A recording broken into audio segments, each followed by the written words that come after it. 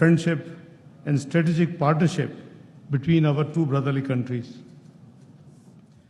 Pakistan and the Kingdom of Saudi Arabia have a deep-rooted, time-tested relationship. This bond enriched by shared history, faith, and values holds a significant place in Pakistan's foreign policy. The people of Pakistan have always held the custodian of the two holy mosques and the Honorable Crown Prince, His Royal Highness, and the leadership of Saudi Arabia in the highest esteem. I would like to take this opportunity to express our profound gratitude to the Saudi leadership for their unwavering support on multiple occasions. The latest being, as explained by my colleague, Finance Minister of Pakistan, in the recent challenge we had as a country vis-à-vis multilateral institutions.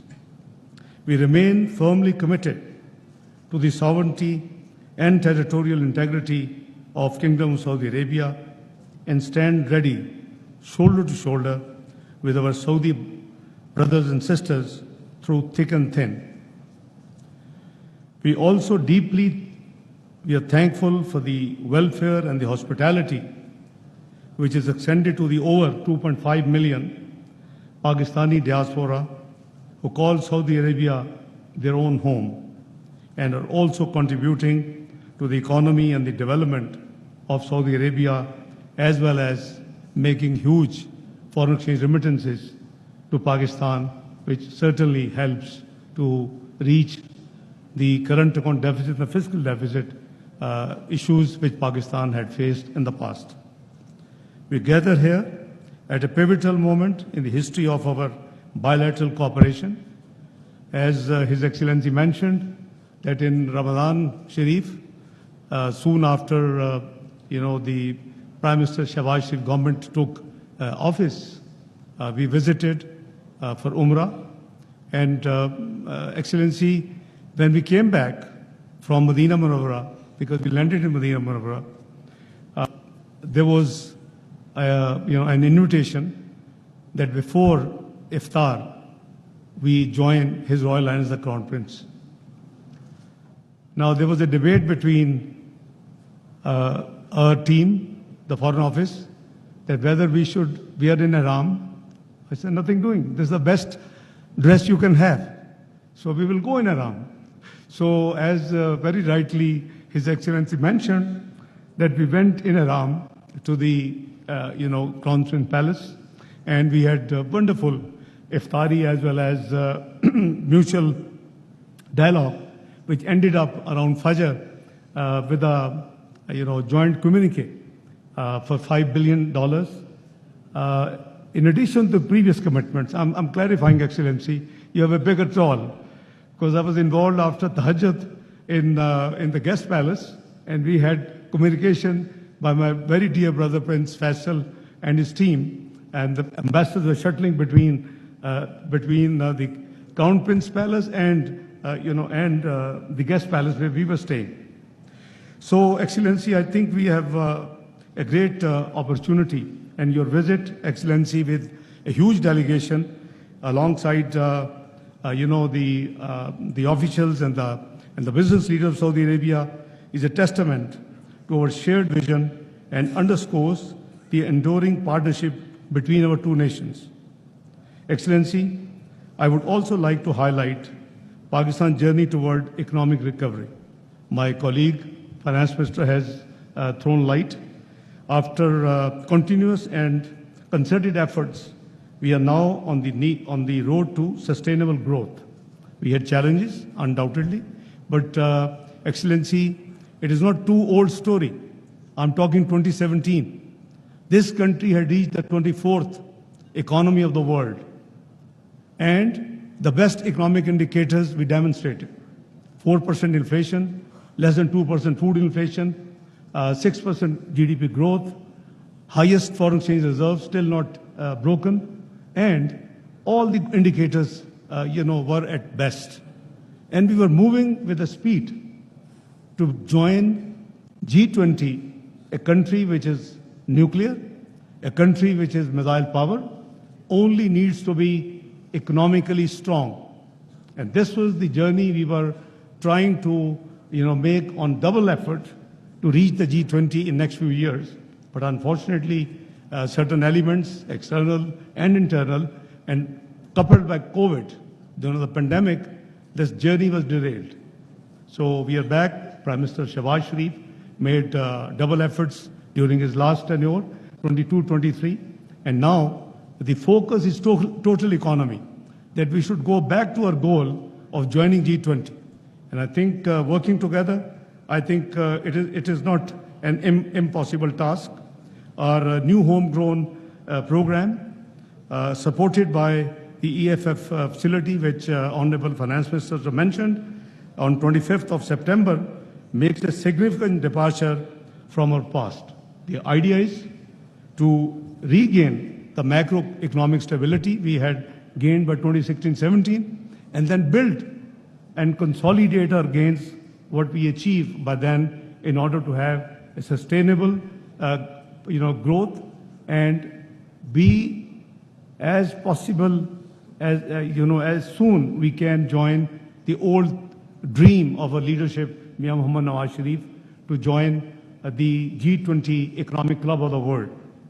A strategy revolves around reforms aimed at promoting productivity and competitiveness, fostering both domestic and external competition, and creating space for private investment. We are right-sizing the role of the state, reforming state-owned enterprises, and improving the quality of public services, spending on infrastructure with fast speed. This structural reforms effort is being contemplated by the commitment of sound macroeconomic policies.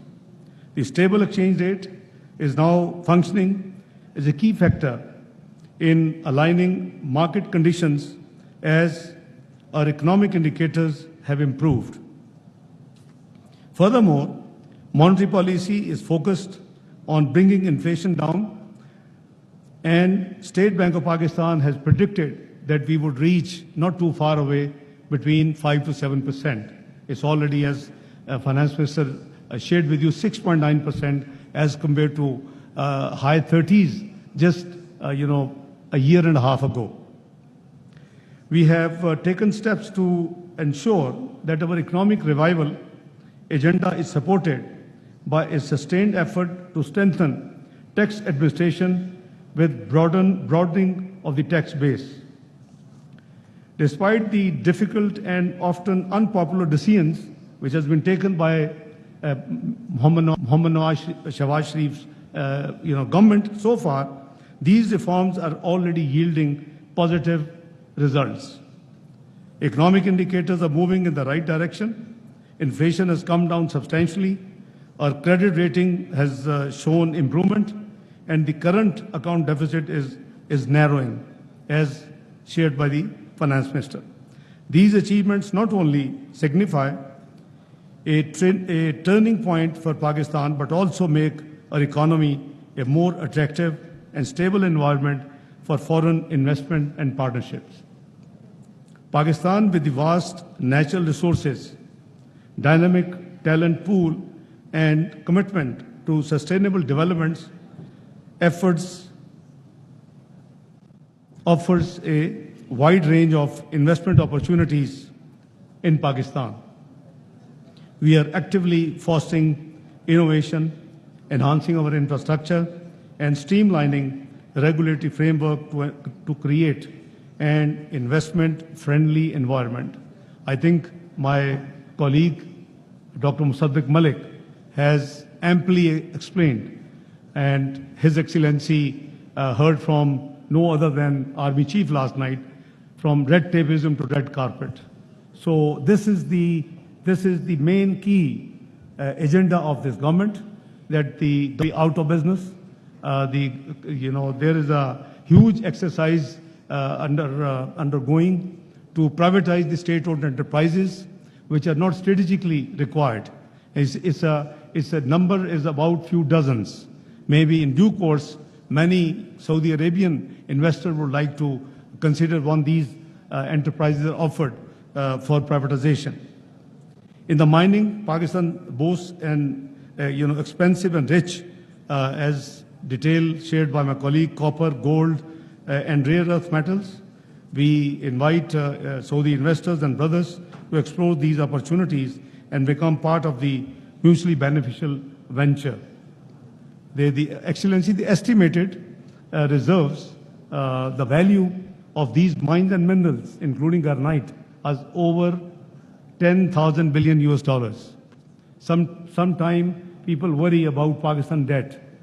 Debt and liabilities are external debt 130 billion US dollars as compared to our reserves, natural resources, 10,000 billion dollars, 10 trillion. So you can, compare the numbers and see the potential. Our IT sector, supported by thriving startup ecosystem and a highly skilled workforce, presenting unique opportunities for investors to be part of this digital transformation journey. And Excellency, I understand on 11th tomorrow, you would be visiting NESTAC, and you will be amazed to see, the development Pakistan has taken in the IT sector. It is mainly led by the Air Force authorities, and they have really put up a great job throughout Pakistan. In agriculture and livestock, Pakistan fertile lands and extensive waterways produce a diverse range of crops and goods for both local and global markets. These sectors offer immense potential for investment and collaboration. Moreover, our commitment to renewable energy is unwavering. With strong government initiatives, we aim to achieve 60% clean energy capacity by 2030, offering lucrative opportunities in solar, hydroelectric, and other renewable energy sectors. Excellency, as you mentioned that the Army Chief shared with you, the possibility of Pakistan to be, providing and a food security, provider. It is a reality. We have vast lands which are cultivable with certain modern technology, and his team is already working with SIFC and the government relevant quarters on the agriculture. I think there are 4 areas where we have a great potential: IT, mines and minerals, agriculture, and food security elements. So let me assure you that your visit, Excellency, marks a significant milestone in our bilateral relations. We look forward to the signing of multiple memorandums of understanding, and thank you for the valuable participation of yourself, your team, your Vice Minister, and Excellencies and the business delegations who are here. I may be missing the historic MOU ceremony. I was just sharing with Excellency, the Investment Minister of Saudi Arabia, that I am being asked to accompany our President of Pakistan to Turkmenistan for an official visit of just a day, but it's their 30 years constitution celebrations. So if I get to, leave, I'll be happy to join. But otherwise, I'm sure my prayers and my duas will be with you for all the success to you and your delegates. Excellency, the MOUs include, I understand, wide range of sectors, mainly semiconductors, energy, livestock, manpower, and IT. These MOUs are a result of dedicated follow-up by your Excellency and your side and our side, public and private sector entities, of the direction given by the leadership of both countries, which you very kindly mentioned. We hope that the signing of these MOUs will usher a new era of cooperation between our private sectors. I would also like to commend the honorable members of the Saudi delegations for their commitment to do business in Pakistan. These engagements will pave the way for fruitful discussions and agreements, and inshallah will further strengthen our strategic partnership, which is already very, very brotherly, close, partnership in the areas of economic areas, trade, security, defense, and all cultural, all areas. We are working very closely. But I think with your guidance, your help, and your leadership qualities, I'm sure we can reach to a new strategic highest level, ever high in the history of both countries. Excellency, we are eagerly anticipating the visit of His Royal Highness, the Crown Prince and the Prime Minister, Prince Mohammed bin Salman, to Pakistan. And as you very kindly mentioned, that the visit had been scheduled, but because of certain unavoidable medical reasons of the king at that time, mashallah, he's doing quite well. He's fully recovered. So this visit was temporarily postponed. So we are all as a nation looking forward to the visit of His Royal Highness at his earliest possible opportunity. This visit will not only further strengthen and put a strong bond in our strategic partnership, but will also pave the way for more collective efforts in various sectors we are jointly looking, Excellency. Once again, I extend to you, Excellency, and your delegation a very warm welcome to Pakistan, and I wish you a very pleasant stay. It's a very brief stay. I think you should plan, in consultation with your old colleague, Dr. Musaddiq Malik, some break in Pakistan. He showed you the mountains, he lured you and your delegation. There's a wonderful places in Pakistan which you will never, you will forget Switzerland. And it's such a organic beauty there, untempered, that you will love to then, repeating your visits to Pakistan, I can assure you. And let me tell you, Excellency, also, this country's economy has a great resilience. We have demonstrated when we were declared macroeconomic unstable country in 2013, early 2013. The general election had to take place, and we were told this country will get out of the quagmire in 12 to 15 years. And no matter which political party would win, it will take that long period to deal with the challenges. Nobody believed it's only 3 years. Under the leadership of Pakistan Muslim League Prime Minister Nawaz Sharif, and now his successor is Prime Minister Muhammad Shahbaz Sharif. And it said only 3 years to reach from the macroeconomic unstable place to 24th global economy. Now this is the resilience this country has and its economy has. So working together, there's a great potential. I talk even broader. The Ummah, the 57 countries, if they work together, they have everything which they require to be the world global power. So I think we need more coordination, more cooperation. As ex officio chairman of Islamic Development Bank in 1998, I triggered a work that we should do, and I shared with my colleague Jam Kamal Sahab, Commerce Minister, that what the Islamic countries import from outside 57 countries and what do they export to outside 57 countries. If you can profile, you have a great future, I tell you. And Pakistan only requires an increase of maybe $15 to $20 billion to be all time to come to get rid of any multilateral support.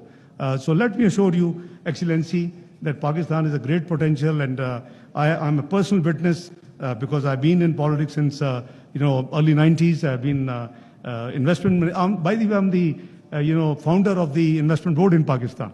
That was my first responsibility in 92, 93. Minister of State for Investment, and now SIFC is part of Board of Investment, and General Sarfraz is doing with his team a wonderful job to provide one window of facilitation. So let me tell you, Excellency, that we have a great scope to work together to take a partnership to a very ever high level. And I wish you a very pleasant stay, your delegation, and I'm sure together our countries working together to thrive, benefit not only for the two nations, but also contribute to the global and regional peace, stability, development, and prosperity. As we embark on this journey together, I assure you of Pakistan's commitment to work closely with our brother Saudi Arabia to turn our shared vision into a reality. And I'm personal witness to the generosity, to the hospitality, to the cooperation in the all areas by the Saudi Arabian leadership in the last at least 4 decades, around 4 decades I have been involved. So I wholeheartedly once again thank you and thank your delegation. I wish you all the best and look forward to be interacting with you more frequently. Thank you very much and God bless you all. Pakistan, Saudi Arabia, brotherhood. I will not say friendship. Brotherhood, Zindabad.